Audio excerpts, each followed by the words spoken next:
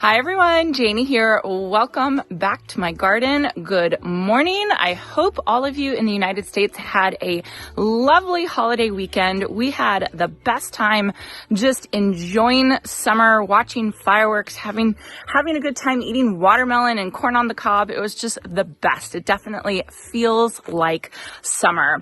And so I'm out in the garden this morning and I am planting summer blooms. So a lot of times I know I have a tendency to really focus on spring bloomers. We're always so excited in the winter. We start thinking about, okay, what can we plant that's going to bloom as early as possible? I don't know. I think that because I'm just craving blooms in the early spring. But if you do that by this time of year, you don't have a lot going on in your garden. So that's why it's really important to focus on blooms throughout the season, not just spring bloomers, summer bloomers, even fall bloomers. It's one of the reasons why I love my monthly blooming garden, because it really forces me to think about other times of the year, not just spring and early summer. So let me show you what I have to plant today, because they're two really cool plants and I'm excited to get them in my garden. Okay, so I actually have two new plants, or I should say new to me plants, to get in the garden this year. I'm really excited about them. The first one, this beautiful one right here, you might recognize it. This is called an Alstroemeria, otherwise known as Peruvian lily. You might have seen, well, it's a pretty common plant in North America because it does so well here, but you might have also seen these blooms in bouquets like at the grocery store, because these blooms have absolute incredible vase life, like up to 2 weeks in a vase, like really neat. And I've gotten bouquets before with these in, and these are the blooms that last the absolute longest when everything else has kind of like died. So anyway, this is called Alstroemeria, otherwise known as Peruvian lily. But don't be fooled by the name Peruvian lily, because it's not actually a true lily. It's more commonly related to like daylilies or agapanthus. And the cool thing about this plant, I got to show you guys this, is the leaves. So the leaves are twisted, actually. If you can see, like, look at that one. They actually grow out, and then as they're growing, they start twisting. So the underside of the leaf is pointing upwards. It's called resupination. And there's some plants that do this for their leaves, some plants that do this for their blooms. Alstroemeria is known for doing this for the leaves. And I was looking like crazy, trying to find a reason, as to like a botanical reason as to why it does this. And they're not really sure. They think it might have something to do with pollination, might have something to do with like catching water. They're just not totally sure, but it's kind of a cool thing. You know, you can show your kids or something like that this is the twisty leaf plant, which I just think is so cool. So this is a new variety. It's new in garden centers this year from Proven Winners. It's called Summer Break, which is perfect for planting today, right? Summer Break. It is a beautiful variety, gorgeous pink with white throat. And this variety definitely has like a presence, like a landscape, like it's asking to be mass planted, basically. You can get some Peruvian lily from garden centers. You can get some really short ones, small ones. This one is not one of the small ones. This one will get 3.5 feet tall and 3 feet wide. It's zones 6 through 9. And I would say in the higher zones, you do want to give it a little bit of afternoon protection. Now, Peruvian lily does have kind of a bad rap for kind of spreading, but that's mostly like the kind of old kind of Alstroemeria. This kind of Alstroemeria and really all the new cultivated kinds, they do spread by underground is it rhizomes? I think it might be rhizomes, but they spread very slowly. So it's not like they're going to take over your garden, but the clumps might get bigger and bigger as the years go on. So anyways, this is a very cool plant. I'm excited to get it planted in my garden, and I'm excited to have blooms basically all season long until fall. Now, I should say it's not totally all season long, because like summerific hibiscus, which are really late to to kind of emerge in the spring and start blooming. These guys are like that. They are herbaceous. They will actually die back in the winter and then they'll start growing again, and they are late to the show. They're late to the party, right? But once they do start growing, they start growing really, really fast, so they'll make up for it. So just know that these are going to take a while to sprout, to come out, but once they do, they'll go crazy and they'll keep going probably until your first frost. So very excited for those. That's the first plant I have to plant. Now the next summer bloomer I have to plant today is also new to garden centers this year for proven winners. I had an opportunity to plant it last year and I didn't take that opportunity, and I'm really mad at myself because now I'm really jealous when I see other people that have it in their gardens already. So it's called Stokesia. I think that's how you pronounce it. I'm not totally sure. It's named after a botanist, an early medicine botanist, like I think his name is Jonathan Stokes is what I read. Anyway, in the morning they're kind of closed up like this, but you'll see as the day goes on, they start to open up and they're really, really gorgeous. They look so similar to bachelor buttons, but of course bachelor buttons are the very first like flowers to bloom in the season, and they're completely done for now, and so this kind of just takes the place after the bachelor buttons are done. Super drought tolerant, zones I think 6 through 9 or 7 through 9. Let me say 5 through 9, excuse me.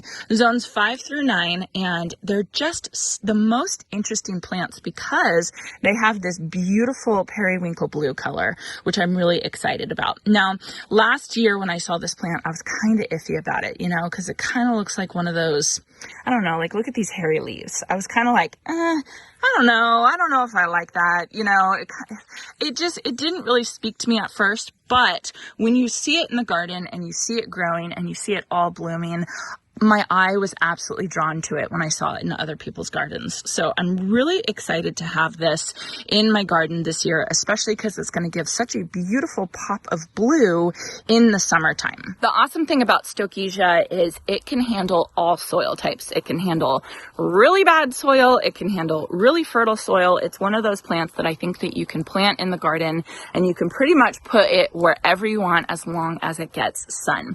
The one thing I will say though, I did read that it doesn't like wet feet. So if you have an area of your garden that stays wet, especially in the wintertime, you probably don't want to put it there. But there's a lot of other plants that love that condition. So put those other plants there, put the Stokesia in a place that you have difficulty with, maybe not the best soil in your garden. So I'm going to be planting in the long border today. And honestly, the long border is turning into like a perennial border, which I am not mad about because the long border was inspired by Great Dixter's long border. Great Dixter is a famous garden in England that I want to go visit. I have not visited yet in my life, but I'm hoping to. And that long border is known as a perennial border, which is just full of beautiful, beautiful perennials that during the summer they grow up and they're just absolutely gorgeous. So I have a lot of perennials in here. I do have some annuals. I have shrubs like my crepe myrtle. I have trees like my podocarpus and my apricot tree, but it's really starting to fill out with a lot of perennials. I am planning to plant the Alstroemeria and Stokesia, I think right here in this area. I think this area is going to be perfect. I should talk about my Wichita blue juniper. I don't give this guy enough credit. It is such a beautiful, beautiful specimen. It is so gorgeous. This one's just a baby. It's going to grow up, but look at how beautiful this plant is. I mean, you can see the green color of the apricot leaves and then this gorgeous silvery blue. This is just an amazing, amazing tree. I had them at my last house. One thing I will say about this is if you look at the USDA zones for this tree, it's only rated to zone 7 for some reason. But if you look at sunset zones, which sunset zones are from the Sunset magazine, they don't really go by it anymore. And I don't know why. I wish they would because they were so helpful because they take way more factors into consideration, like the amount of wind you have, the amount of fog you have, the heat that you have, all that kind of stuff. This Wichita blue juniper is actually rated, I think up to Sunset Zone 24, and I'm Sunset Zone 14. So it is an absolute perfect tree for me. But if you just went by the USDA zones, you would think I couldn't plant it. But you can see it's obviously great. So Anyway, I digress. So the Alstroemeria and the Stokesia, I'm thinking of planting right here. I think I'm going to plant the Alstroemeria in the back because I'm on zone 9. I'm on the higher end of the zones, and it does need a little bit of afternoon protection. Now, I've seen Alstroemeria in full sun around here, and they do fine, but I think that they'll be a little bit happier with a little bit extra protection. So I'm going to put it closer to the fence where my neighbor's almond tree will protect it from the hot afternoon sun. So I think that will be perfect right there. And then in front of it, this area right here, I actually came out yesterday and was looking at the sun here. This area is full sun. So the Stokesia, I think, is going to be really happy right here. Plus it'll be hot up against the driveway, and I think it'll just be able to handle it really well. All right, let me get them placed and start digging my holes.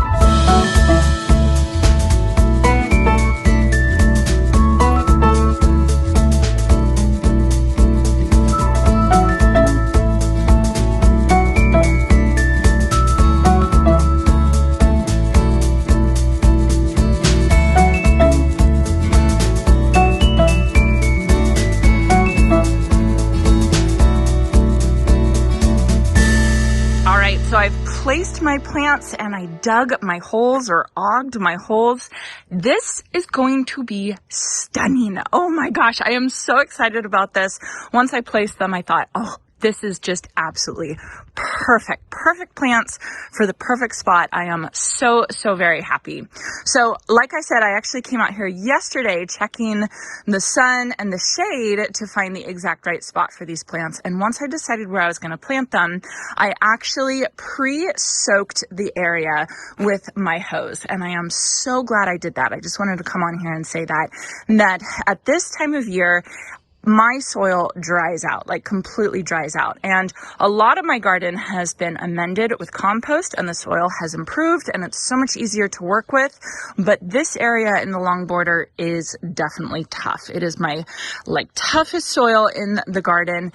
And although there's a little bit of compost on top, there's definitely not enough. And there's a lot of native soil underneath. So I'm so glad that I came out here. I actually came out twice yesterday and soaked where I knew I was going to be digging the holes, and then I came out once this morning before I started filming and soaked again. And I am so glad I did because it made this job so much easier. So I just wanted to give that tip that if you have soil like I do and you're trying to plant when it's hot and the soil is really dry, make sure to pre-soak before you try and use the auger or a shovel or anything like that. It will make your life so much easier. All right, time to get planting. So I've already dug my hole. That's the same depth as my plant. And then what I'm going to use, because it's the middle of summer, I'm going to use starter fertilizer. And starter fertilizer will actually help develop the plant's root system very quickly, which is what you want this time of year, because you want the plant to have lots of roots so that they can soak up water while it's really hot. So just having a starter fertilizer, this is from EB Stone, which is a local to me company, or you can use Biotone starter fertilizer from Alstroemeria. Really, any starter fertilizer is going to work wonders. So you just put a little bit of that into the bottom of your hole. And then, whoo, look at these roots. And then you can loosen up the roots a little bit, because if you get mature plants like these roots are going to be used to growing in one direction, which is kind of spiraling around the pot. And by just loosening them up, you're encouraging them to go out, which is what you want, so that they can soak in more nutrients and more water. So I'm just going to gently loosen those up. Get it down into the hole. And if you notice, I always plant my plants a little bit above the soil line. So you can see here's the soil line and then here's the plant. I always do that because that is a way that you can ensure that plants aren't going to be sitting in too much water. If you plant a plant too deep, water's going to run down and it's going to pool around this area, and that is the quickest way to kill a plant. So I always err on the side of a little bit higher, and then everything will kind of soak down and settle in. But if you ever see my plants planted about an inch or two above the level of the soil, that is absolutely on purpose, and it's actually really good for plants. All right, let's get the rest of these planted.